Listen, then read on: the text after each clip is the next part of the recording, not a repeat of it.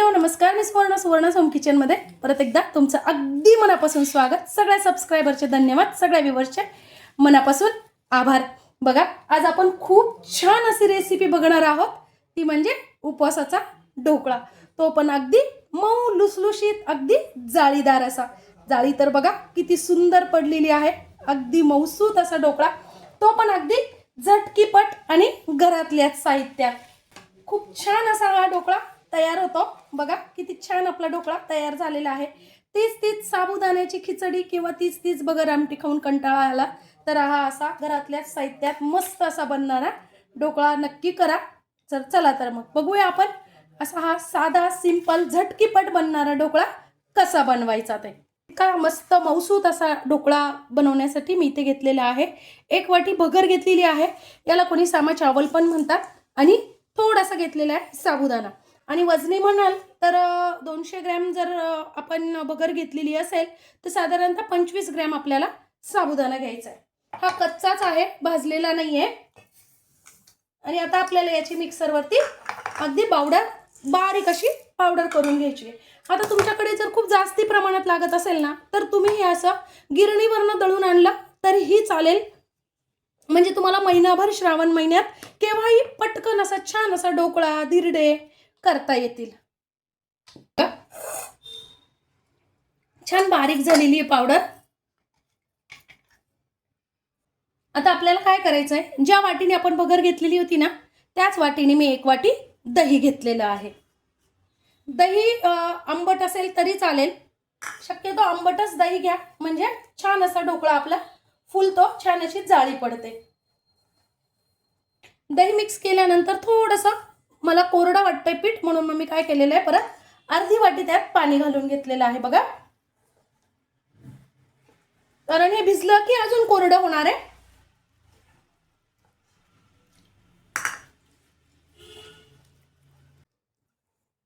आता छान असे पूर्णपणे व्यवस्थित प्लेन करून आपल्याला 15 मिनिटासाठी झाकून ठेवायचं आहे, म्हणजे मग दह्यात पीठ छान आपलं मुरेल. आता बघा 15-20 मिनिटं झालेली आहेत.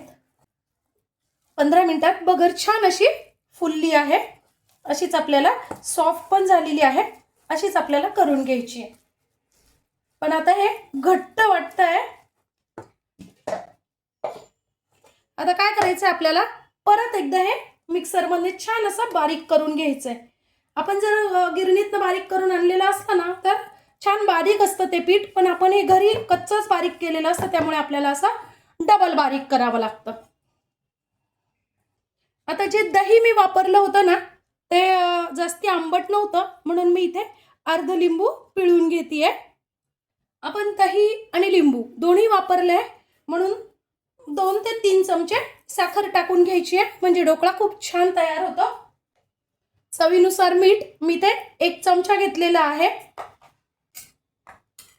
आणि इथे मी आलं आणि 2-3 हिरव्या मिरच्या असं बारीक करून घेतलेलं आहे, म्हणजे ढोकळ्याला चव छान येते. उपवासाला जरा तिखट खाल्लं तर छान वाटतं.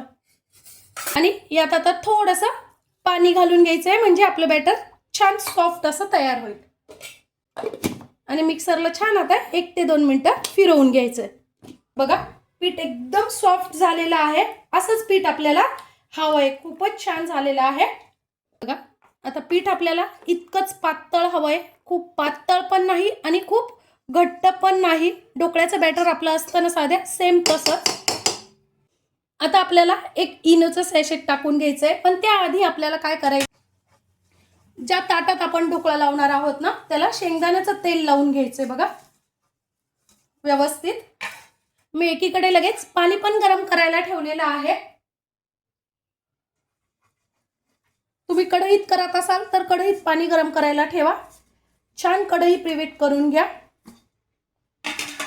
हे आपल्याला इनो टाकायच्या आधीच करायचं आहे, म्हणजे मग आपला ढोकळा छान फुगतो. आता बघा पूर्ण इनोची पुडी मी टाकून घेणार आहे. आता पाणी वरतून टाकायची गरज नाही आपल्याला, कारण आपण त्यात लिंबू आणि दही दोन्ही पण आंबट वापरलेलं आहे ऑलरेडी, त्यामुळे लगेच ऍक्टिव्ह होतं. आणि एकाच दिशेने आपल्याला आता हे एखाद्या मिनिट आपल्याला मिक्स करून घ्यायचं आहे. बघा छान असं अगदी जाळीदार पीठ तयार झालेलं आहे. आता आपण जे शेंगदाणा तेल लावून जे पीठ ठेवलेलं आहे ना, त्यात हे बॅटर टाकून घ्यायचं आहे. वा, आता तुम्हाला पाहिजे तर यावर तुम्ही मिरेपूड खात असाल तर मिरेपूड टाकली तरी चालेल, चिली फ्लेक्स टाकले तरीही चालतील. छान ढोकळा दिसतो पण आणि खायला पण छान लागतो. आता फक्त आपल्याला एखाद्या वेळेस असं टॅप करून घ्यायचं आहे.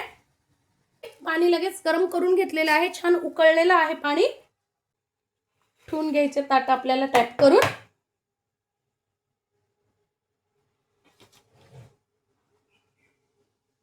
आता 15 मिनिटासाठी छान असा आपल्याला ढोकळा वाफवून घ्यायचा आहे.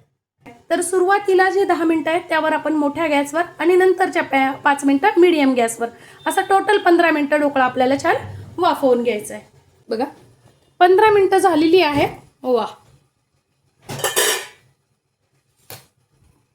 छान ढोकळा तयार झालेला आहे. काय करायचंय, सुरी घालून बघायची. बघा चिपकत नाही अजिबात, म्हणजे आपला ढोकळा तयार आहे. आणि जर थोडंसं चिपकलं तर तुम्ही परत एक 2 ते 3 मिनिटासाठी वाफवू शकता. आता ढोकळा तयार आहे. गॅस बंद केलाय मी, काढून घ्यायचा आहे. तयार झाला आहे दोन्ही ताटातला. आता आपल्याला हा एक 5 ते 10 मिनिटासाठी पूर्णपणे गार होऊ द्यायचा आहे. पहिले अशा आपल्याला छान अशा कडा सोडून घ्यायच्या आहेत आणि नंतर पाहिजे त्या आकारात तुम्ही कट करून घेऊ शकता. वा, बघा काय मस्त असा, अजिबात चिटकत नाहीये.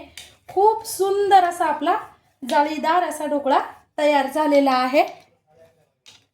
तीच खिचडी किंवा तीच बगर आमटी खाऊन कंटाळा येतो, तर असा हा ढोकळा तुम्ही नक्की ट्राय करून बघा. फार सुंदर तयार होतो. बघा जाळी तर बघा काय अप्रतिम पडलेली आहे, अगदी मऊ लुसलुशीत.